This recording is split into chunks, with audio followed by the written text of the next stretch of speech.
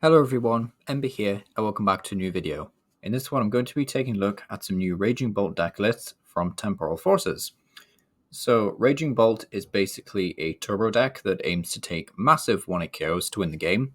So basically, you just want to KO 3, preferably EX Pokemon. I mean, you can KO single price Pokemon, of course, but you want to be going for those big KOs, and thanks to its relatively large HP, I'd say, at 240, and of course, we can get that all the way up to 300 with a Super Booster Capsule. I think it's called Ancient Booster Capsule, sorry. The one that basically gives you plus 60 HP on Ancient Pokemon. Then you're quite tanky. So hopefully our opponent will not be able to want to kill one of these every single turn. And from there, you can kind of just match their prize trade with Climatic Descent.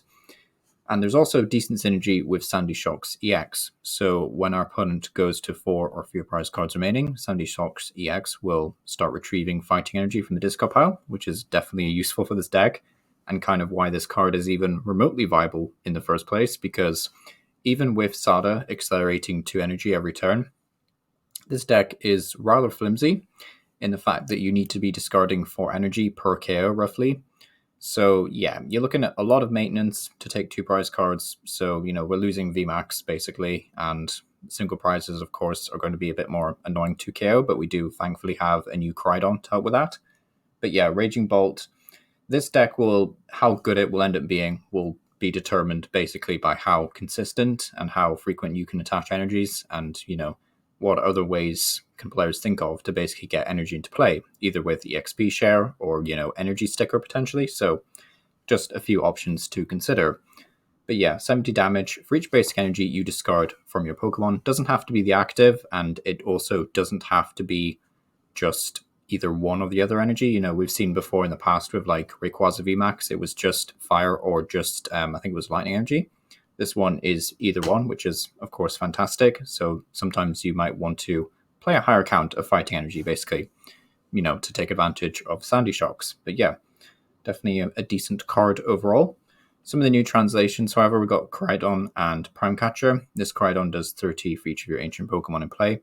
Just a nice single prize option for this deck, really, because you kind of need a more efficient Pokemon to deal with stuff like single prize attackers in general that our opponent might be playing. So yeah, Primeval Battering, not a fantastic attack, but still a pretty solid option overall for taking those early game KOs, certainly. So yeah, very nice and very hard to deal with. Then we have Prime Capture, which is basically just your obligatory A-Spec in this deck. You could play, I think it's called Drum Awakening, the one that says draw a card for each of your ancient Pokemon in play. And fair enough, this deck doesn't actually have a proper built-in draw engine, unlike most of the other decks. So in theory, if you really wanted some extra draw power, you could play that item, which might be worth it, to be honest. But Prime Catcher is obviously just a very, very strong Gust card, and you'll see it in a lot of the lists that we look at today. But speaking of lists, the first one is a very straightforward turbo list. It's playing stuff like Squawkabilly just because our opening hand might be a bit trash, and it's also good to discard those energies so we can find Sada as well. So nice combos overall. Also, funnily enough, playing Mew EX, just a little bit of draw power, as we mentioned earlier. There won't be any path to the peak post-rotation, so Mew EX is actually slightly more viable, which is cool. Also has free retreat, so a nice pivot, fantastic.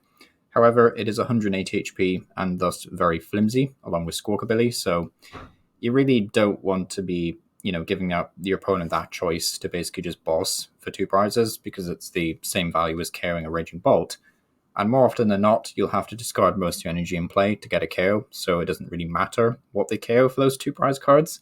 You don't have any of these like permanent looming threats. It's just kind of KO whatever to get 2 prize cards, and if Mew EX is easier to KO, then that's going to be a bit of a liability in a sense. But yeah, I'm sure players can work it out. And of course, this Pokemon, we do have to take some risks most of the time. But yeah, either way, interesting to see. Also, that single prize Crydon that we mentioned, as well as a Mischievous, which is not only an ancient Pokemon, which would contribute towards Drum of Awakening if you wanted to play that A-Spec, but Mischievous, if it's in the active spot, also just blocks out the opponent's active abilities.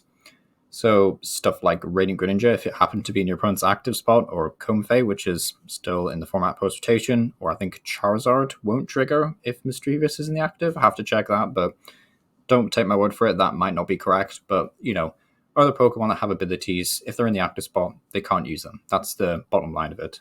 And the rest of the list, I would say, is fairly straightforward. Nothing too fancy. Everything's to be expected.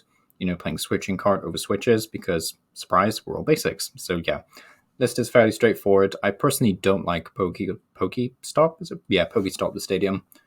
Just milling 3 feels a bit risky, especially when we're not playing that many supporters. We might end up discarding something kind of important. So yeah, also Roxanne's interesting. It's kind of like a counteract to the fact that we don't have a draw engine, so we can just kind of hope that we can shrink our opponent's hand to 2 cards while also shuffle draw 6 effectively. So yeah, interesting list, but overall, I would say this is definitely the best place to start if you're looking for a good Raging Bolt list.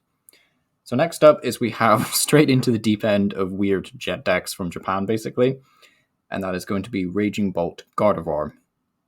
So what is the synergy here? Well, basically Gardevoir EX is going to ramp up a bunch of psychic energy to your Pokemon, and then you can discard those energies with Raging Bolt, because Raging Bolt doesn't care about which energy types it's discarding. It's still a bit convoluted, Gardevoir is a stage 2, of course, and the fact that you have to run 3 different kinds of energy makes me very nervous, to be honest, but Arceus decks do also run a lot of different energy. It just feels a bit too jarring. I think this deck is very much a one for the pros, or one for someone who really likes these Pokemon and just wants to make them work, or wants to play Gardevoir post rotation. This could be a nice option for you. But yeah, I think this deck is just a wee bit too risky. The Screaming Tail is also a really nice addition. The fact that you have Curly as a draw engine full stop is really cool. But yeah, I don't have high hopes for this deck. I said that about several other things and I was very wrong, such as Iron Valiant Entei. So that was a rogue deck. That was a very bad take. But yeah, I think this could be fun, but at the same time, it just seems awfully risky, to be honest. But yeah, a fun list nevertheless. Next up is we have probably a better variant overall, and that is going to be Palkia. So Palkia V-Star not only acts as a secondary attacker, which is fantastic, it's just for 2 energy as well, so it's a very efficient attacker at that, but also just a very powerful V-Star power, allowing us to accelerate 3 water energy from the discard pile once per game, which is fantastic for a deck like this, because we want to be having a lot of energy in play, of course. So being able to effectively get 210 damage from the discard pile itself is quite nice. It is, of course, meaning that we are playing 3 different types of energy again, which is extremely awkward. Also, this list is only playing 2 lightning energy, so if you prize one of them, then you might have a pretty difficult time ahead of you, but at least you can attack with Palkia until you get the energy back. But yeah, it just seems extremely risky. I do like the addition of Palkia, though, and I think it's probably going to be one of the best ways to play this deck, if not the best way, because Palkia is just such a good Pokemon in general. I also don't think Miraidon is going to be much of a threat post-rotation, so having a weakness-type lightning is going to be okay as well. So yeah, pretty solid list overall. The only other thing that's worth mentioning here is the Slitherwing, which I'm assuming is just taking the spot of Koraidon until this player gets a Koraidon. But then again, Koraidon won't be counting Palkia as part of your damage output, so there is reason to suspect that Slitherwing is in here because it's just a better beat stick Pokemon if you're not playing as many ancient cards. But yeah, just my 2 cents on that matter. Next up is we have, unfortunately, a not completed image, so this isn't going to be a straight deck list. I'll have to read out some of the points we've got here. But this is essentially just a more straightforward, streamlined version of the deck we just saw, which is going to be Palkia Raging Bolt. And the cards that are kind of blurry that could be hard to read are the ones under Nest Ball, which are all going to be Earthen Vessels, I believe.